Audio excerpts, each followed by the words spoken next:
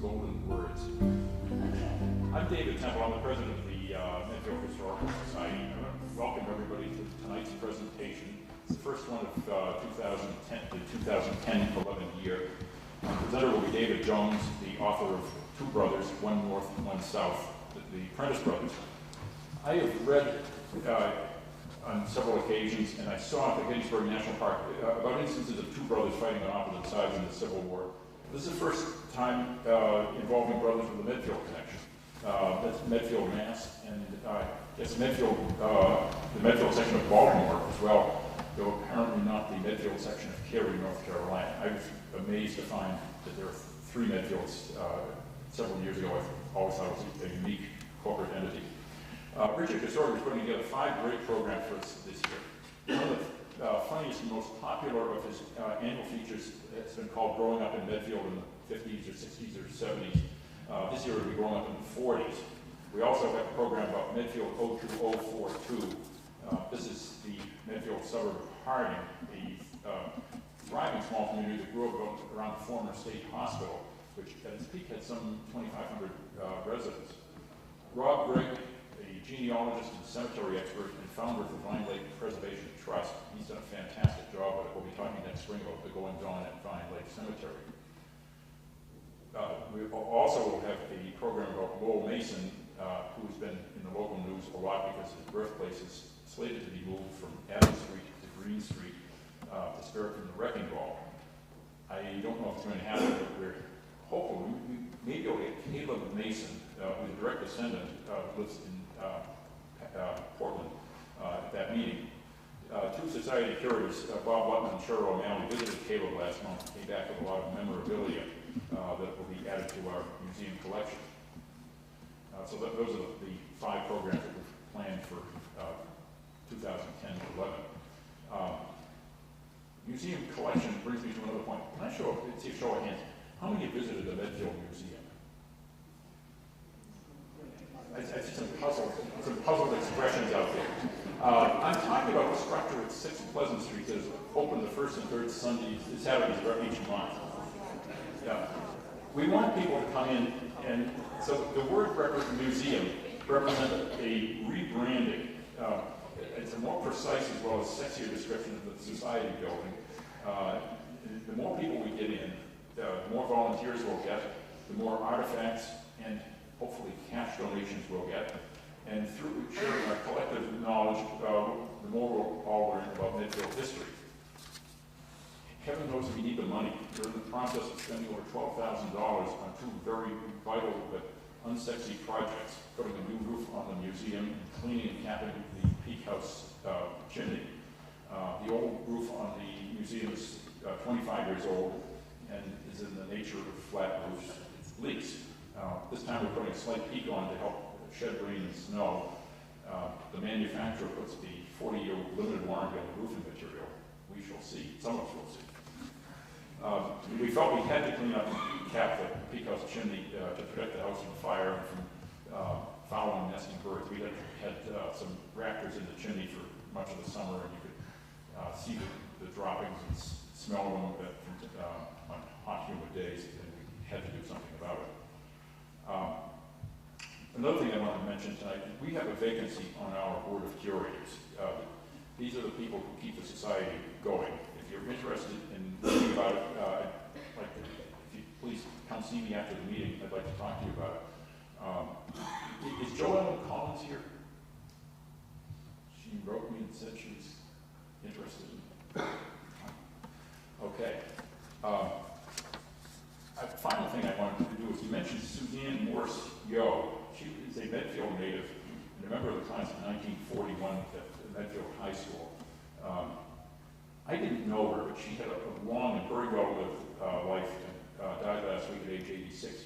She got a very long write-up in the Boston Globe in an open on Saturday. It ran 2 columns and was probably 15 inches per column.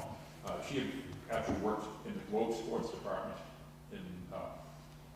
as a sports writer in the early 50s, before when it was very much the old boys network.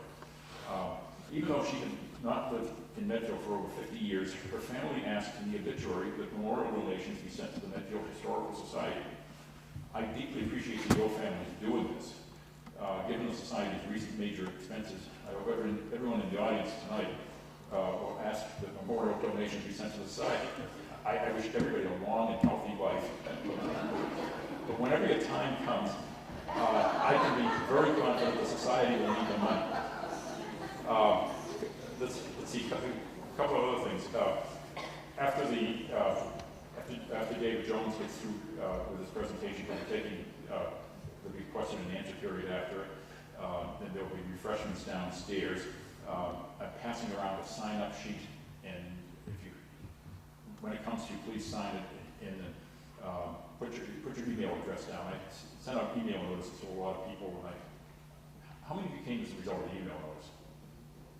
Boy. Well, I got to keep working on that. And there are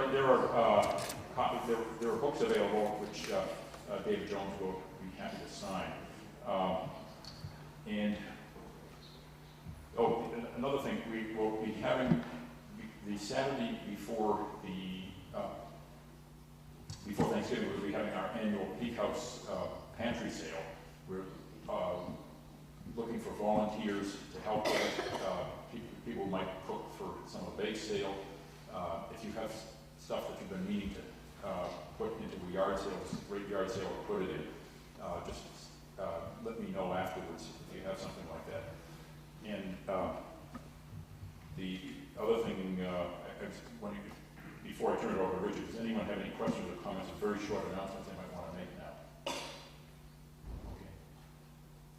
Richard.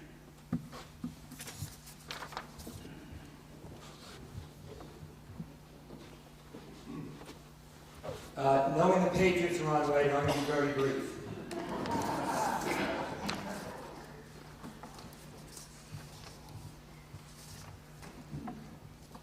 What is the town of Medfield, the poet Walt Whitman, the city of Baltimore, the Civil War, and the family of the fourth minister of Medfield, Reverend Thomas Prentice, all have in common? Well, they are the source of the best-selling 2008 novel by David Jones entitled Two Brothers, One North, One South. And we're honored to have author David Jones with us this evening, having come all the way from Los Angeles, California. He arrived today to Medfield to talk about his book, containing the excitement and the tragedy of the Civil War, and of special interest to those of us in Medfield, the direct tie to the Medfield Prentice family. Now, the plot of the story begins here in Medfield with Reverend Thomas Prentice. Now, Thomas Prentice was the son of Reverend Joshua Prentice of Holliston. He was born 1747. He graduated out of Harvard College at the age of 19, and he studied theology with his father. He received the call to settle in Medfield, and he began to preach right here where you're seated right now in the First Parish Church in 1770, the same day that he was married to Abigail Bigelow of Weston, Mass. They bought the house at 133 North Street, now the center point of Prentice Place on the corner of North Street and Old Mason Road. He would live in that homestead for the rest of his life. His wife died in 1786, leaving no children. 3 years later, he married Mercy, the daughter of Dr. John Scully of Boston's Scully Square fame. That same year, 1789, Reverend Prentice also oversaw the building of this very meeting house that we sit in tonight. This is the meeting house built under the direction of Reverend Prentice in 1789 with various alterations and improvements that you see before you. Now, the town hired an acre of land opposite the church, actually opposite where the post office is, on which to frame the meeting house. The carpenters commenced work on the 20th of April. Now, when the meeting house was ready to be raised, people came from all the surrounding towns. The streets were lined with teams of horses. Booths, bakers' carts supplied the hungry and thirsty crowds which came to witness this great sight. Now, the frame was immensely heavy, and a strong force of men was required to put it in position. The higher parts of the building baffled the local builders at first, and so Captain Downs of Walpole, an expert on such building, came to help. It said with considerable rough language on his part, that the work was then completed on the third day. Now, it was interesting, the supplies used when they actually raised this meeting house. The supplies for the raising consisted of 59 pounds of sugar, 4 barrels of beer, 25 gallons of West India rum, 30 gallons of New England rum, 65 lemons. Actually, for the one in this building is still standing. Joseph Clark and Amos Plimpton furnished 715 meals for the men that assisted at the raising. Their costs were reimbursed by the town. Now, Reverend Prentice counted among his friends and associates the intellectual elite of New England. He and his wife Mercy had 9 children. Now, this was first Mary, who married Reverend Hulbert of Sudbury. Then there was Abigail, who married Jeremiah Baker of West Dedham, which now would be Westwood. Thomas, who entered Harvard at the age of 14, and he taught grammar school in Brookline. And in 1817, he became the first pastor of the Harvard Church in Charlestown, where he died of typhus fever just 3 months later. Elizabeth, who married Israel Trask of Beverly. Catherine, who married Dr. Thomas Stearns of Sudbury and who taught school here in Medfield. Henry, who graduated from Harvard, taught school here and became a physician in Gloucester. Mercy, who married George Davis and then inherited the Knott Street house. William, who graduated from Harvard and taught school in Baltimore, studied law, and then returned here to Boston, where he died during a surgical operation. And the one I'm going to lead into tonight is John, who graduated from Harvard, taught school here in Medfield for a while, and then moved to Baltimore in 1820 to become president of Baltimore College. He's the centerpiece of the story. With that introduction, setting the stage for the Prentice family, it gives me a great honor to introduce to you David Jones, and I'll just read in the insert of his book cover. David was born and raised in West Virginia, has been a lifelong student of the Civil War. His research took him into the swamps of Virginia to rediscover the lost location where a pivotal event of this book took place. He was graduated locally here in Babson College. He's a former Navy officer, an entrepreneur, and he currently lives and writes in Los Angeles. And when he is done, we have books in the back for $20, which actually is $5 less than the bookstore price, that if you're interested, he will autograph that as well. So we welcome David Jones. Thank you.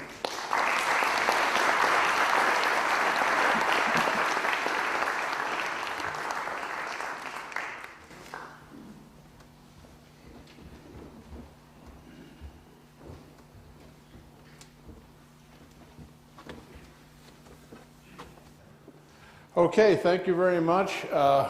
When Richard contacted me several months ago, I said to my wife, Diane, we have to go to Medfield.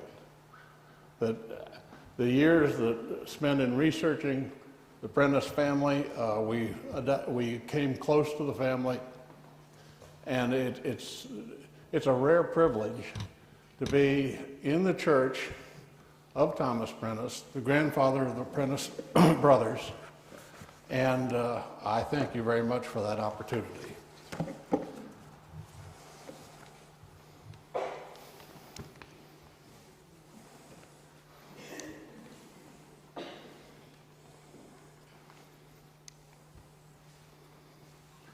My topic tonight is the Prentiss Brothers of Baltimore. They are historical persons and the primary characters in Two Brothers, One North, One South. The book is written as an historical novel, but is very closely based on real people who are rich in texture and dimension, and events that are powerful and compelling. In a number of instances, I was able to extract the exact words spoken by these historical persons from written accounts, letters, newspapers, and memoirs of the period, which I found could be wrought into authentic dialogue. Thus, the story is crafted in such a way that it's driven by real events and actual anecdotes rather than blatant character development.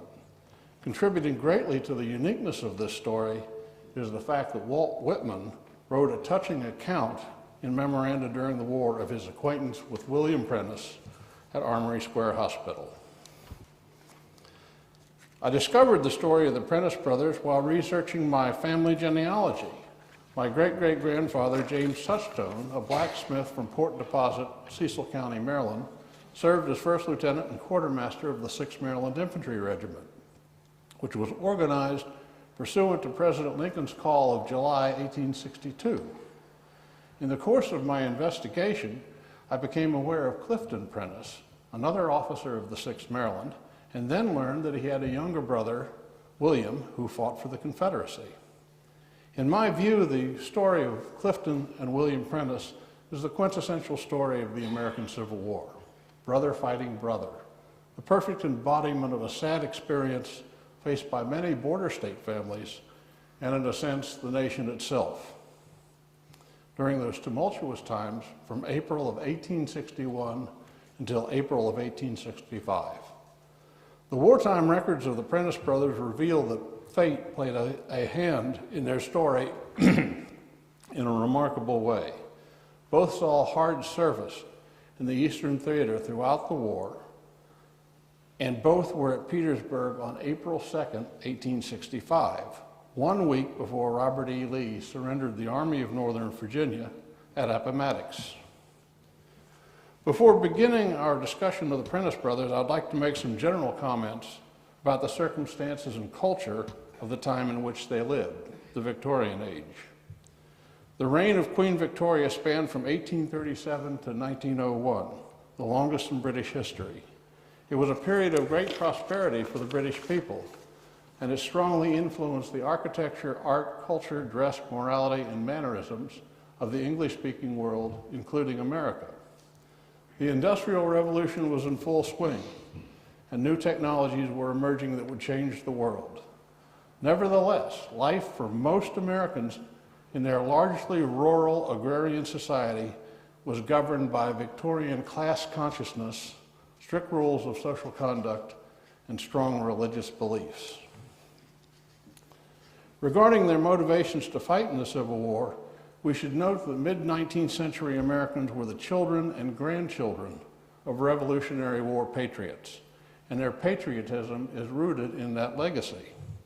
In many cases, they grew up with their grandparents in the household or living nearby.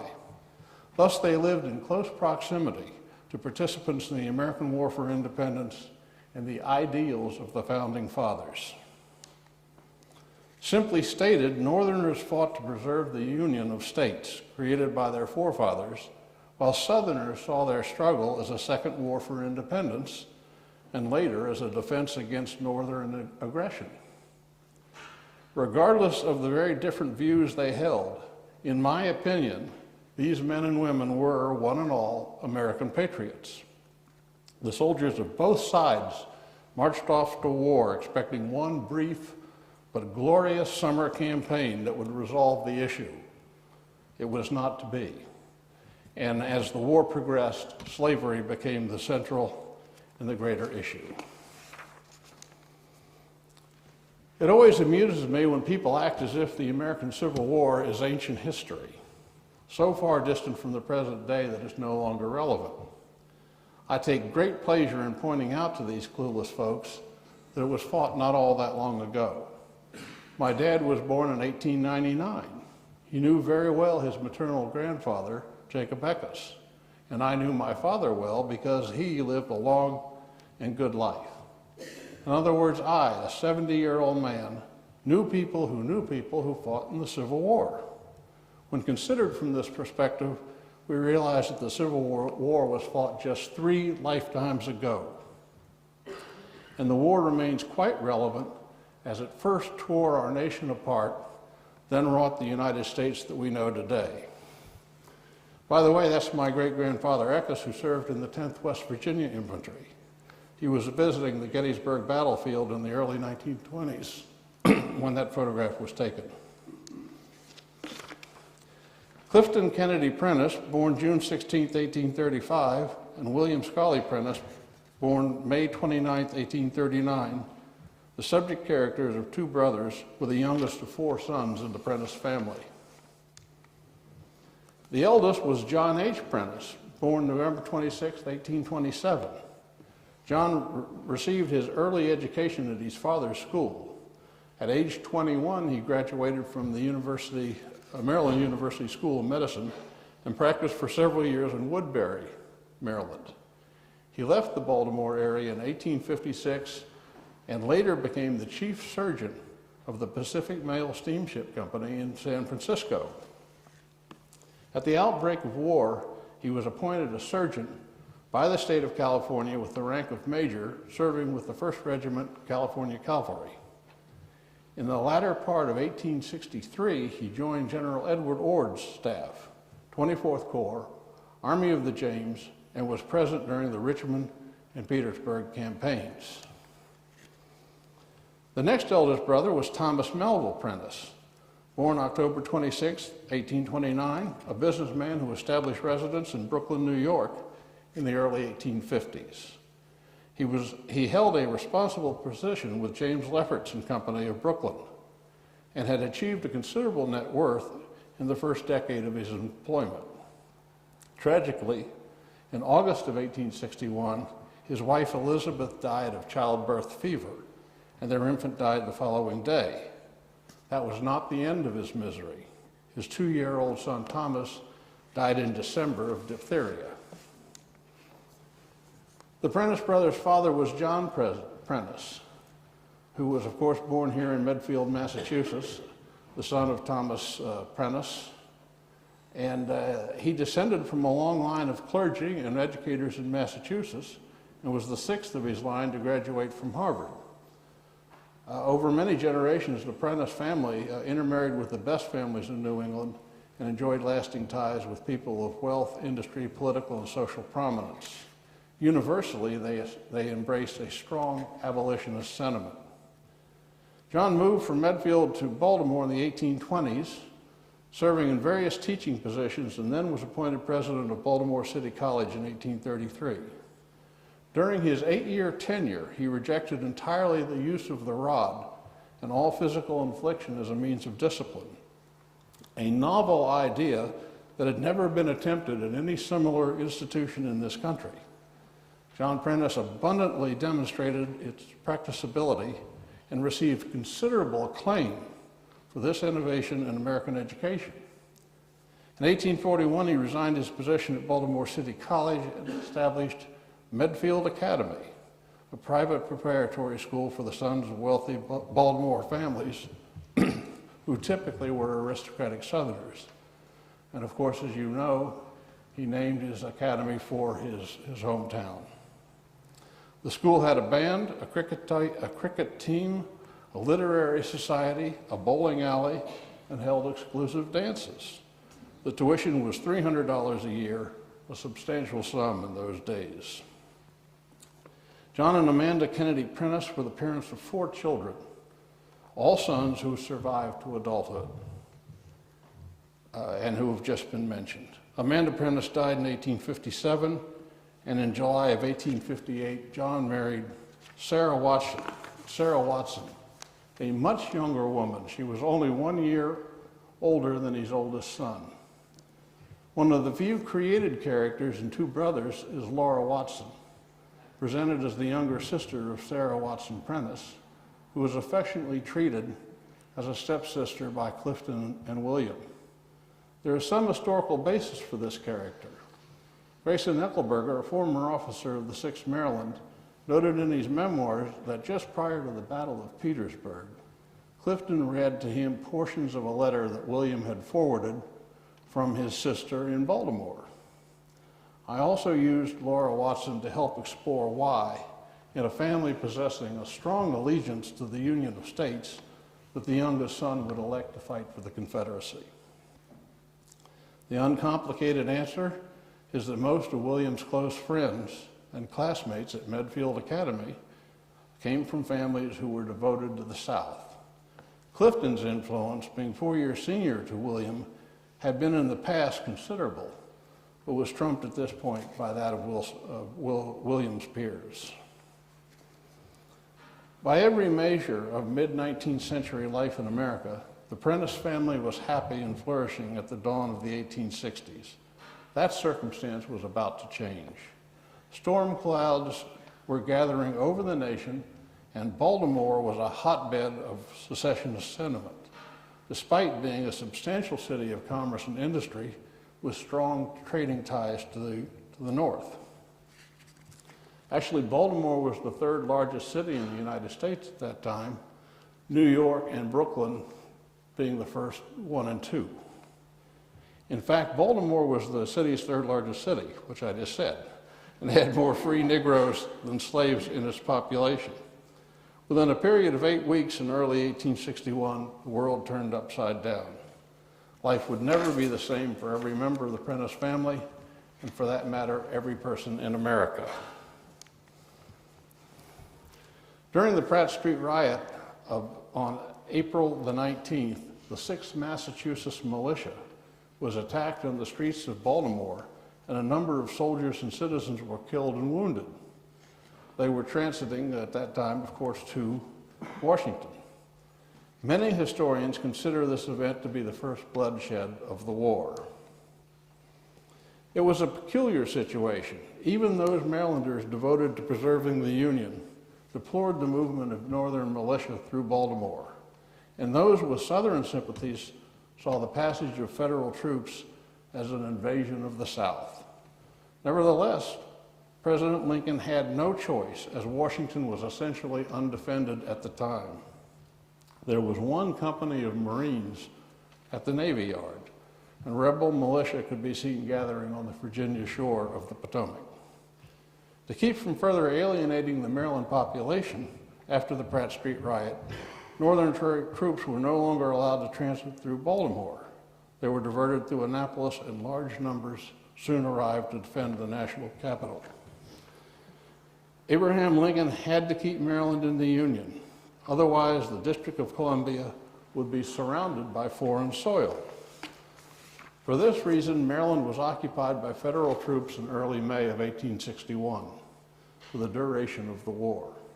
The right of habeas corpus was suspended, and numerous citizens suspected of secessionist leanings, including the mayor and the police commissioner of Baltimore, and for that matter, a number of delegates of the state legislature, were summarily incarcerated at Fort McHenry, known locally as the Baltimore Bastille.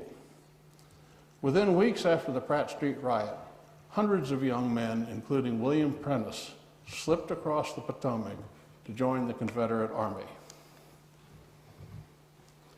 At the time of the 1860 federal census, Clifton and William were living with their older brother Melville and his family in Brooklyn, where they were employed as clerks. It was most likely during this time that Clifton joined the 7th Regiment of New York Militia, a prestigious military organization justly celebrated as the Regiment of Officers, as so many of its privates became officers in other regiments during the war. The colonel of the 7th Regiment was Marshal Lefferts, whose family happened to be the employer of Clifton's brother Melville. Clifton Prentiss was called to duty with the 7th Regiment and rushed to the defense of Washington immediately after the Pratt Street riot. As they marched towards the capital, the regiment successfully opened the railroad between Annapolis and Washington by rebuilding burned bridges and repairing damaged rails along the way. Within several days, they were received by a wildly cheering populace and a grateful President Lincoln as they marched down Pennsylvania Avenue. During their stay in Washington, the regiment was quartered in the Senate chambers of the Capitol building with its unfinished dome. Over the next few weeks, numerous other Northern militia units arrived. Washington was finally garrisoned with sufficient troops for its defense. The 7th Regiment returned to New York and was mustered out of federal service on June 3rd, 1861. The 7th New York Militia was also known as the Silk Stocking Regiment due to the social prominence of its soldiers.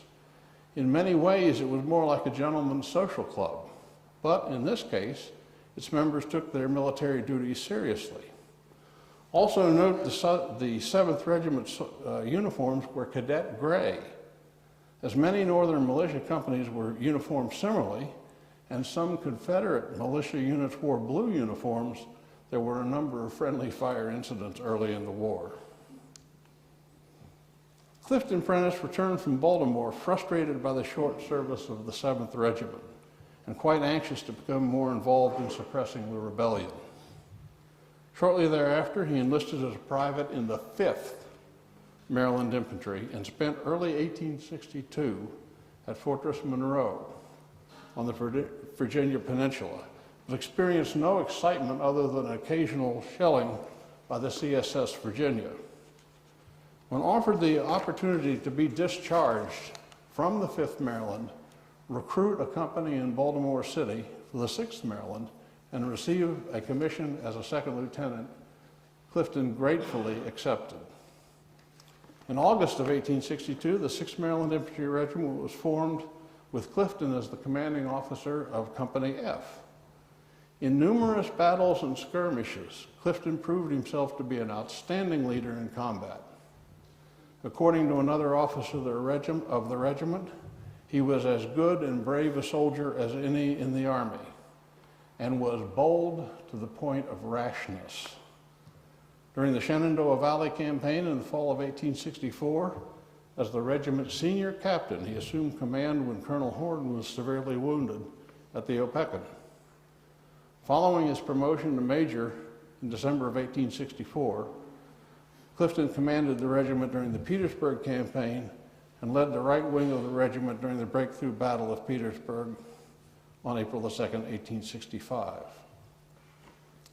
Based on my study of Clifton Prentiss, I believe that he truly relished being an Army officer, a leader of men in combat. He was the epitome of a citizen turned warrior. Waving his sword and urging his soldiers forward, he was in the forefront of every fight. In every one of his skirmishes and battles, Clifton was cited for conspicuous gallantry and meritorious conduct. That photo was taken of him in December of '64. He had just been promoted to major. After entering federal service in the fall of 1862, the 6th Maryland Infantry was initially assigned to the Maryland Brigade, 8th Army Corps, to defend the state of Maryland and the Baltimore and Ohio Railroad.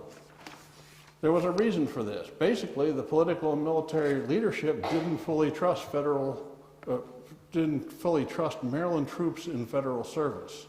Thus, the Maryland Brigade was initially kept within the state. Later, the 6th Maryland Infantry was transferred to the 3rd Corps, and in March of 1864 to the old 6th Corps, in my opinion, the bedrock of the Army of the Potomac. The regiment served with distinction at 2nd Winchester, Locust Grove, the Wilderness, Spotsylvania, Cold Harbor, the Opequon, also known as 3rd Winchester, Fisher's Hill, Cedar Creek, and Petersburg. Given the high casualty rate it suffered, the 6th Maryland Infantry earned a place in Fox's 300 fighting regiments. As previously mentioned, William Prentiss crossed the Potomac shortly after the Pratt Street riot, and thereafter served as a private in the Confederate 1st and 2nd Maryland battalions. The 1st Maryland Battalion was mustered in time to play a significant role at 1st Manassas, or Bull Run, in July of 1861, arriving with Elzey's column on the federal flank at a crucial moment. It served in the valley with Jackson in 1862 at Front Royal, Cross Keys, Harrisonburg, and Port Republic. The battalion then marched to the relief of Richmond and performed brilliantly at Gaines Mill during the 7 days. Due to its severely depleted condition from hard service, the Maryland Battalion was disbanded in August of 1862. The 2nd Maryland Battalion was formed shortly thereafter and served in 3rd Corps of the Army of Northern Virginia. In June of 1863, it participated in the Confederate victory at 2nd Winchester on the way to Gettysburg. And on the third day at Gettysburg, the 2nd Maryland was decimated on Culp's Hill during one ill-conceived charge against strongly fortified Federal positions. Despite this setback, the battalion provided good service at Cold Harbor, then in the vicinity of Petersburg, in fights at Weldon Railroad, Peebles Farm, and Squirrel Level Road through the fall of 1864. William remained steadfast in his devotion to Southern independence and his duty as a Confederate soldier. I find it interesting that all of his close friends and classmates from Baltimore and Medfield Academy accepted commissions as the war dragged on, but William remained a veteran private. While he never hesitated to accept a hazardous assignment, evidently he was loath to order others to do so. That's the cross botany. Soldiers serving in the Confederate Maryland line were authorized to wear it. Just prior to the beginning of the war, elements of the Great Shield of Maryland were adopted to signal allegiance in the very divided state. The cross botany and the red and white colors of the Crossan family arms were worn by Marylanders aligned with the Southern Confederacy, while the black and yellow colors of the Calvert family arms were worn by Marylanders dedicated to preserving the Union. Walt Whitman's compassionate care of thousands of soldiers in military hospitals is well documented and began when his brother George was wounded. The casualty lists in the New York Herald were long that day in December of 1862. A disastrous and bloody battle had been fought at Fredericksburg in Virginia, and everyone in Brooklyn and on Long Island knew from newspaper accounts that local regiments had been heavily engaged. George W. Whitman of the 51st New York was listed as wounded, but no further details were provided to give hope or confirm the worst of possibilities. Nevertheless, George's brother, Walt Whitman, a 43-year-old poet and journalist, immediately left his mother's home in Brooklyn and journeyed to Washington, where he expected to find his brother. After several days of fruitless searching, he obtained a pass to visit the Army camp at Falmouth, across the Rappahannock River from Fredericksburg, where he found George, to his great relief, bearing only a minor wound. He stayed there 8 or 9 days, visiting with his brother, and was drawn to the activity of the field hospital. It was a horrific sight. Whitman describes it as a heap of feet, legs, arms, and human fragments, cut bloody, black and blue, swelling and sickening. Confronted by these dire circumstances, Whitman immediately pitched in to help in any way that he could. When it was time for him to leave, he was asked to assist with the transportation of wounded soldiers from the front to Washington area hospitals, which he did without hesitation. Whitman took a part-time job as a clerk in the Army Paymaster's office and spent the remaining war years visiting soldiers of both the North and the South in hospitals around Washington. With his meager wages, he bought small gifts to give to the soldiers. He spent hours by their bedsides, visiting, talking, laughing, lifting the spirits of lonely young men. And when necessary, he spent the night at bedside, holding the hand of a dying man. This is key to understanding Whitman's experiences during the war. In one of his notebooks, Whitman wrote, "The expression of American personality through this war is not to be looked for in the great campaign and the battle fights. It is to be looked for in the hospitals among the wounded." While Whitman visited all of the hospitals in the district, Armory Square Hospital was his favorite, and he spent most of his time there. The hospital was located on what is now the Washington Mall, just opposite Smithsonian Institute. He wrote about this preference in a letter to his mother. "I devote myself much to Armory Square Hospital because it contains by far the worst cases, the most repulsive wounds, has the most suffering and the most need for consolation. In June of 1863, Whitman reported this to his mother about his visits. "I go every day without fail, and often at night. Sometimes stay very late. No one interferes with me, guards, doctors, nurses, nor anyone. I am let to take my own course." Walt Whitman thought that Dr. D. Willard Bliss, the chief surgeon at Armory Square Hospital, was one of the best surgeons in the Army. The respect was mutual. Dr. Bliss gave this testimony about Walt Whitman's service.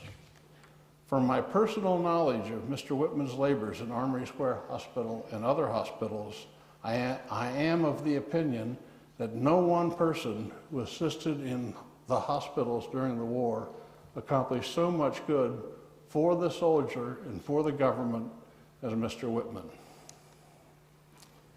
To say the very least, the war had a profound effect on Whitman and what he wrote thereafter. He published memoranda during the war in 1876, as he feared that the real war would never get into the books. The true stories that depicted the courage and humanity displayed by soldiers of both sides who fought, bled, and died in the American Civil War. And one of the accounts he wrote and recorded in memoranda is about the Prentiss Brothers. I should also mention a few other characters in Two Brothers that illustrate the unique composition of American society and how they participated in the War of the Rebellion, a term commonly used at the time. Intertwined with the saga of the Prentiss Brothers is the story of the Carey sisters, Hetty and Jenny, also of Baltimore, and their cousin Constance Carey from Virginia. These young women were the reigning belles of wartime Richmond and descended from the first families of Virginia, the Jeffersons, the Carrs, the Randolphs, the Fairfaxes, to name a few. They were grandnieces of Thomas Jefferson and had the same reddish-brown hair, and in Hetty's case, the same brown eyes. The Careys were frequent visitors to the Confederate Executive Mansion, as they were friends of Jefferson and Varina Davis and other luminaries of the day.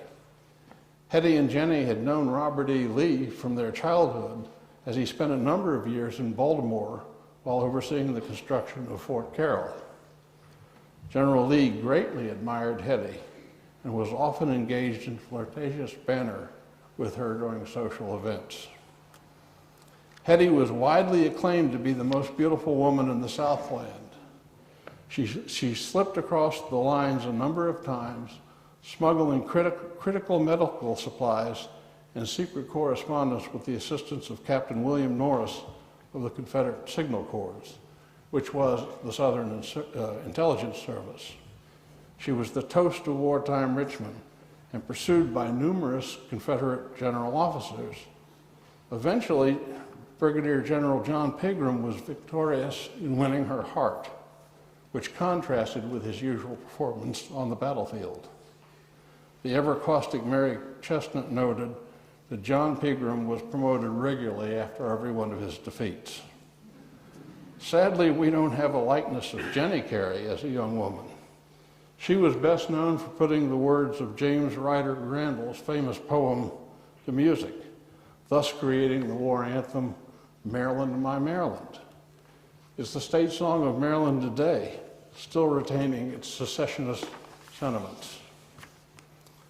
Jenny crossed the Potomac with Hetty in early July of 1861, but returned to Baltimore in 1862 to assist her mother in the operation of the Southern Home School.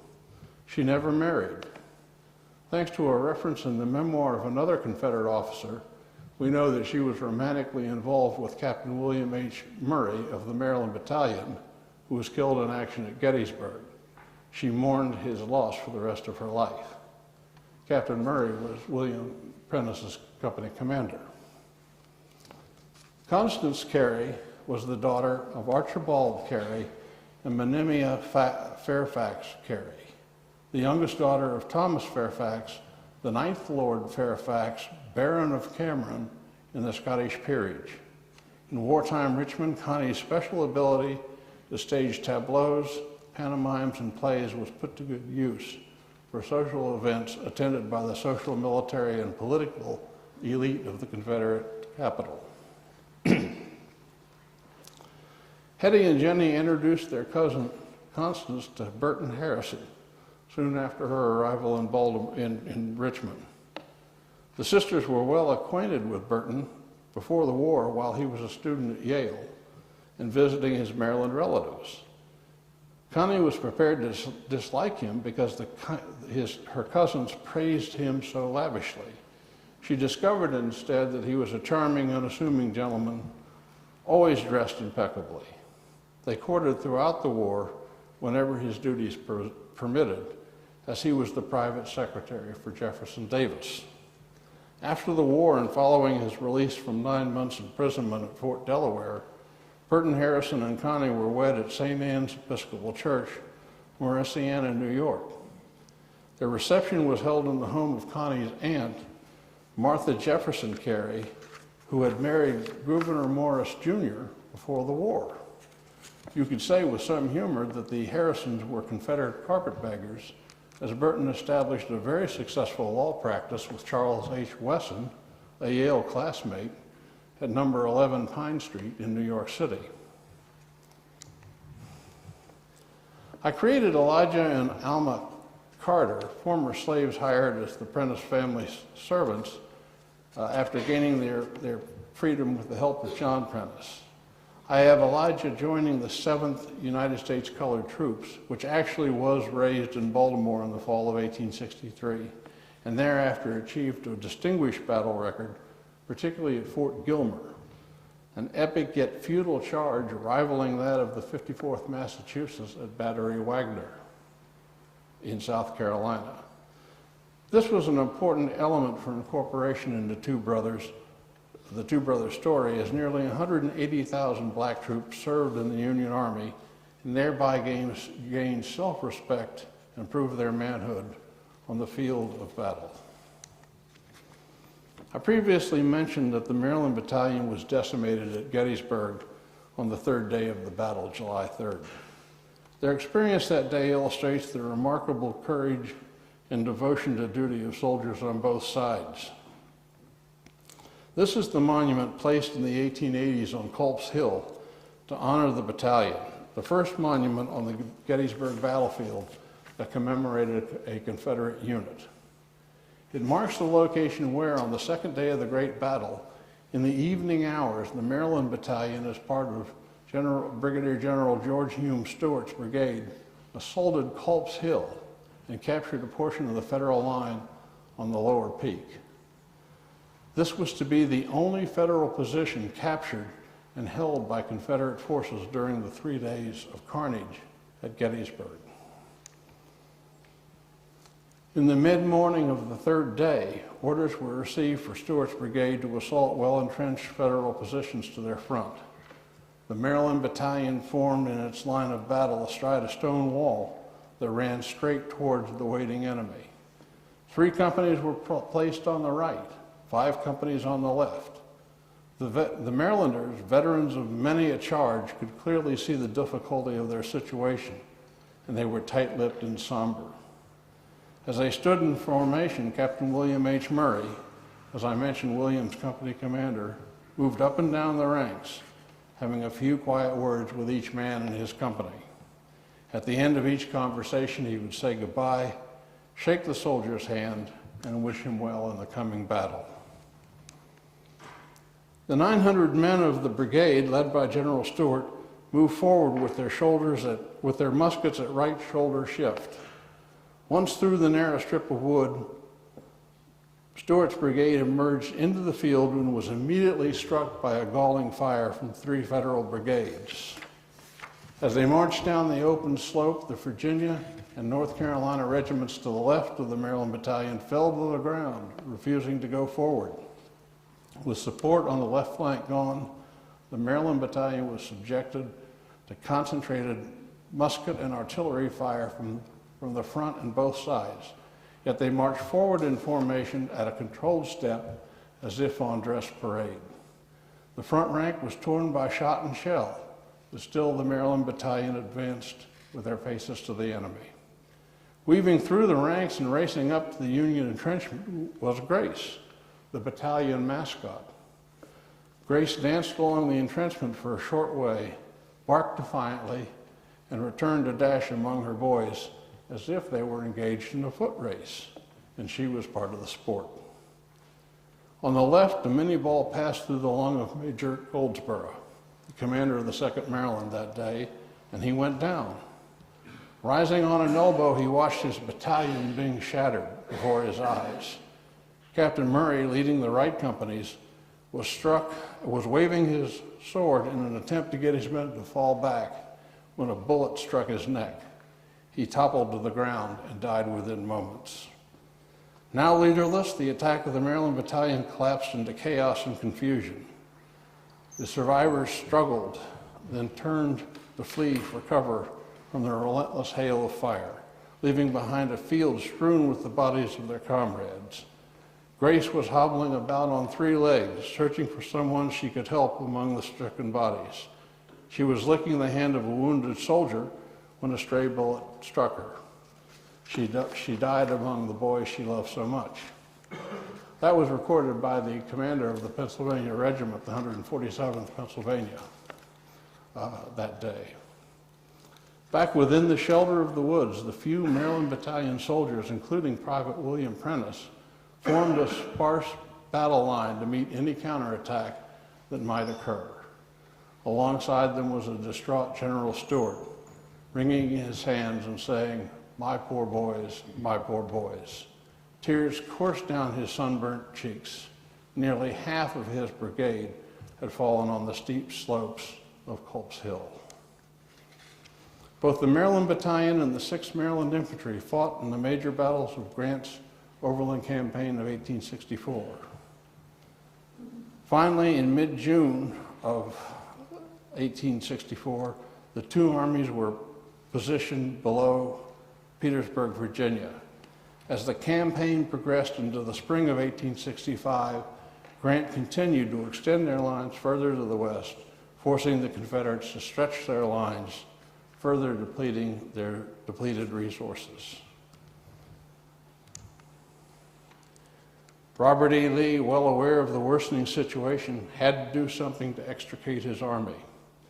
After an audacious attack at Fort Stedman failed to break the Union lines, there was no other alternative. The Army of Northern Virginia would abandon the Petersburg defenses. Richmond would be sacrificed in order to save the army to fight another day. During several days of heavy rain, Lee's army collected supplies and waited for the roads to improve to the point that their emaciated draft animals would be able to pull wagons and artillery as the Petersburg defenses were abandoned. Meanwhile, Grant sent Sheridan to once more extend the line the left of the Union lines. To counter this move, Lee dispatched Fitzhugh Lee and George Pickett to 5 Points with orders to hold that point at all hazards. Sheridan's cavalry and Warren's 5th Corps attacked the Confederate positions at 5 Points at 4 p.m. on April 1st. By nightfall, Union forces were in possession of the critical road junction located just 3 miles from the South Side Railroad, which was the last railroad still connecting Richmond with the rest of the Confederacy. Despite the victory at 5 Forks, Grant knew that the work was not yet complete. He ordered a general assault launched in the pre-dawn darkness along the main Confederate line by the Federal 2nd, 6th, 9th, and 24th Corps. Hindsight informs us that by the spring of 1865, the outcome of the war had been determined.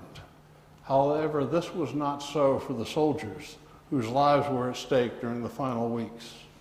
The Union soldiers on the morning of April 2nd had a difficult charge to make against a fortified and determined enemy, and they did it with exceptional gallantry and fortitude. For the Confederate defenders, it was a grim battle, Yet they stood firm in their depleted lines and fought with tenacity and courage. For all of these soldiers, both North and South, it was one final, bloody, decisive day. And the Prentiss brothers, they were both there. The battle was brief but bloody.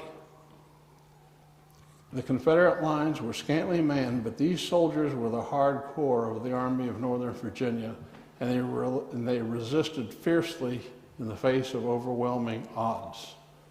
The tenacity of the defenders was such that only 6 corps, at a cost to itself of 1,100 casualties, was successful in breaching the line during the general assault. Before the day was over, Federal troops severed the South Side Railroad, reached the Appomattox River above Petersburg, and rendered Lee's entire position astride the James River untenable. And by the way, the 6th Maryland Infantry and Clifton Prentiss, Major Clifton Prentiss, were one of the first regiments to break the Confederate line. Preceded those of several better-known battles, yet this battle, generally ignored by historians and until recently unnamed, ultimately doomed the Confederate capital, the Army of Northern Virginia, and the Southern Confederacy. It could have been named the Battle of Boysaw Farm or the Battle of Duncan Road, but that did not happen as events and consciousness rushed on to Appomattox Courthouse.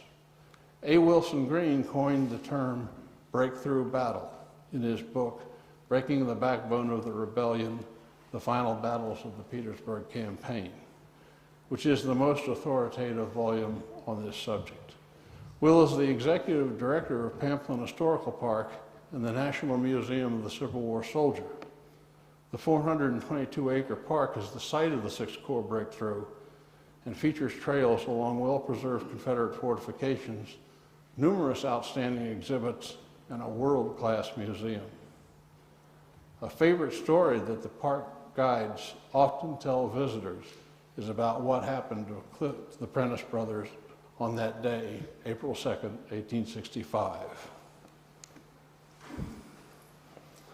Clifton was leading a portion of the 6th Maryland Volunteers, one of the first regiments to break the Confederate line during the furious 6th Corps assault.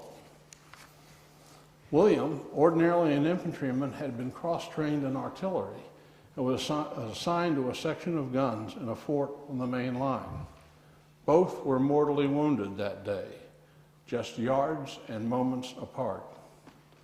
The brothers, when placed side by side on stretchers, tearfully reconciled. They were soon removed from the battlefield and taken to the nearby field hospital of the 50th New York Engineers. From there, they were transported to the hospital at City Point, where William's right leg below the thigh was amputated. City Point, situated at the confluence of the James and the Appomattox River, was the Union supply hub for the Petersburg Campaign.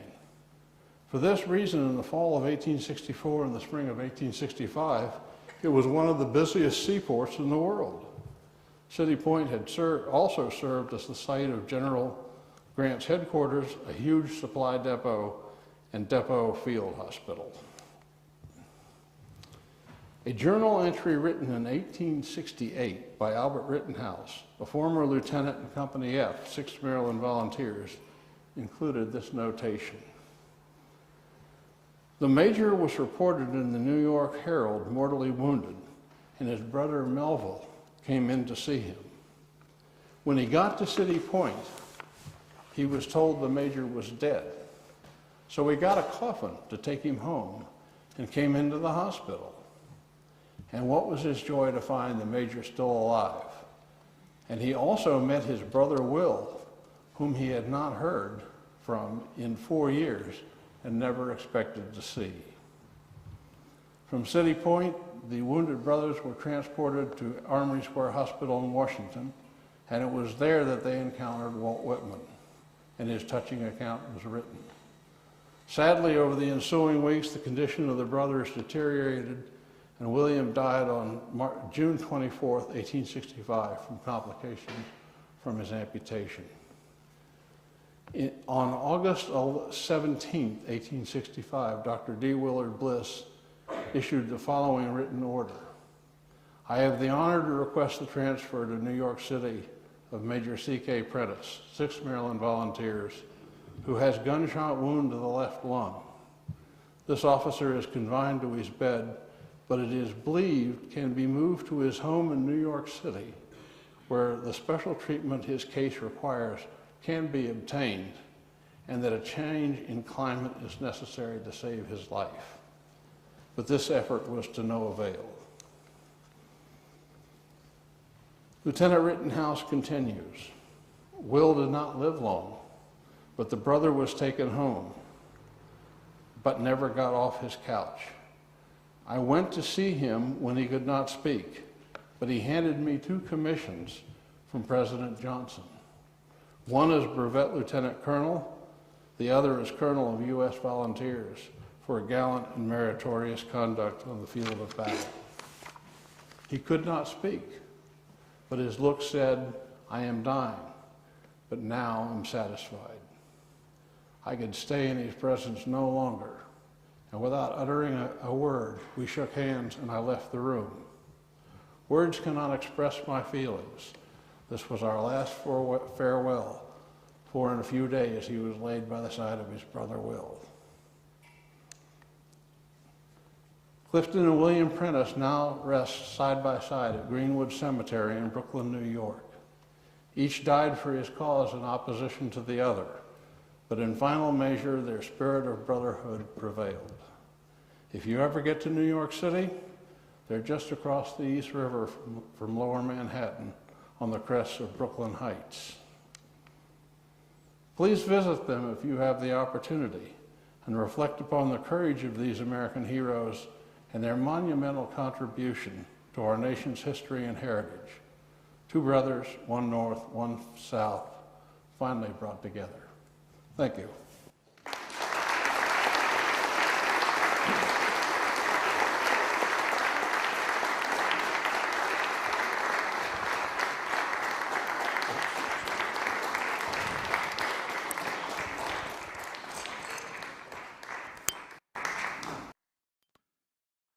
Any questions, I'd be happy to answer them.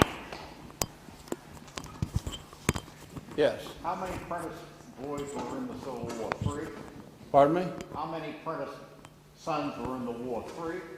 3, yes. Clifton, William, and their brother John. And he actually was at Petersburg at the time. And his obituary mentioned that he was there and his brothers were both mortally wounded. What was John's rank? John was a major. Major. Medical corps. Thank you. Does the Medfield Academy still exist today? No, but it's a section of Baltimore up the Jones Falls Turnpike at about 42nd Street. The school and the Prentiss mansion that was there were torn down around 1900. And it's a sort of a working class neighborhood at this point, but it is called Medfield. Any other questions? Yes. Did you go inside 133 North Street before you wrote the book? Did I go inside where? 133 North Street. No, I had not had that opportunity. Rob took me there this afternoon, and we stood outside and admired the house greatly. Yeah. Wish we had. I also wish I had had access to the Rittenhouse journals before I wrote the book, but I was contacted by the Rittenhouse family after the book was published, and there were wonderful details in there that didn't make it into the book, but they essentially collaborated the story. Yes? How long did it take you to research the material for the book? I spent 3 years putting it together, and I was greatly benefited first by Art Bergeron, who was an historian at Pamphlet Park, and then he directed me to a Prentiss family descendant who is a genealogist and a journalist. And she has provided a huge amount of information. And her research continues, and she continues to find all sorts of things about the Prentiss family. Very complete story. She descends from Dr. John H. Prentiss. Yes. Did Walt Whitman publish any narratives about the Prentiss Brothers? Yes, he did. In fact, if you look in the back of the book under his photograph in the appendix, there is exactly what he wrote in memoranda during the war. And what memoranda during the war is a number of accounts of his meetings and discussions with soldiers, and showing the breadth of their experiences, and he interviewed both North and South, and he wrote a very fair and even-handed account in all of them. He saw them as Americans at that point, and he particularly appreciated the courage they showed in the hospitals and from their wounds, the terrible wounds and the sicknesses that they suffered from. Yes? How old were the two brothers when they died? William, the youngest, was 26, and Clifton, the oldest, was 30. Is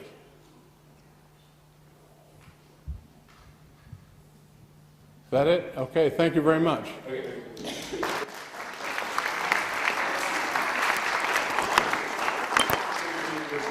Over there, maybe something I was going to add as well, actually. You mentioned early on that the gray uniforms in New York and the blue uniforms in Virginia and the friendly fire issues.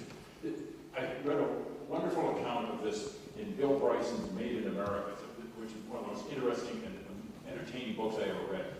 At the beginning of the Civil War, all of the draftees went wearing their state militia uniforms, and they were all different colors. So what happened is they ended up shooting at the wrong guy. So very quickly, the leaders of the Confederacy and the Union realized, we better get our act together, and we better go to the right color uniform so they know who to shoot at. And this, at the same time, many, if not most, of the people in the United States at that time wore homespun clothing. Clothing was made at home. And people didn't go out and buy clothes the way to the extent that they do now. What this led to was an enormous industry of making uniforms for the soldiers. But since at that point there were no standardized sizes for the soldiers, they had to do some quick measuring and guessing. And out of that effort came the standard sizes that we have today. So if you wonder why you wear a 42 regular, the size originates from the Civil War. Really? Yeah. So, the other footnote that Bryson mentioned was that many of these were made out of a type of flannel that was called shod, and with the war profiteering and the poor workmanship, we have a new word in the English language of shod. Yes. There's another aspect of that friendly fire, and that is at the First Battle of Manassas, at Bull Run, where these incidents happened. The Confederates decided that they had to have a new battle flag because they were carrying at that point the stars and bars, which looked very much like the American flag, the U.S. flag. So actually the Carey sisters made the first three Confederate battle flags, which is the St. Andrew's Cross on the red field that we know today. There's one more question over here, I think. Okay. No, I can speak. I was just wondering if you had any idea as to how the death of the two brothers influenced the Medfield community or the Prentiss family in general. How it affects them, or? Yeah, if there was just any, if there were any effects just that the community witnessed, if there was anything that you researched in Medfield, the repercussions of their death. I would love to know if the story ever got here in that period, and whether it was reported and talked about. You know, these were the grandsons of a very beloved minister of this church. I really don't know whether it was reported. I know that the Boston papers picked up the story of Major Prentiss dying, but the fact of the two brothers being mortally wounded yards and moments apart, I kind of doubt that came out at the time, because you have to remember that from April 2nd to April 9th, 1 week, that's when Lee surrendered at Appomattox. The war was over. All the regiments basically marched to a grand review in Washington and then went home. So I think the story was probably lost. But if anybody has ever done any research and knows that if that story came to Medfield at the time, I would love to hear about it. The story was written about in numerous different accounts by different people in the years after the war. And like all situations, all the accounts varied somewhat.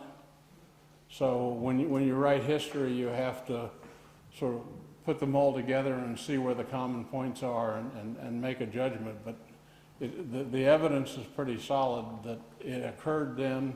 It affected a number of people who witnessed the occasion, but it wasn't really broadly known, the story of the Prentiss Brothers. Thank you. Thank you. Thank you very much.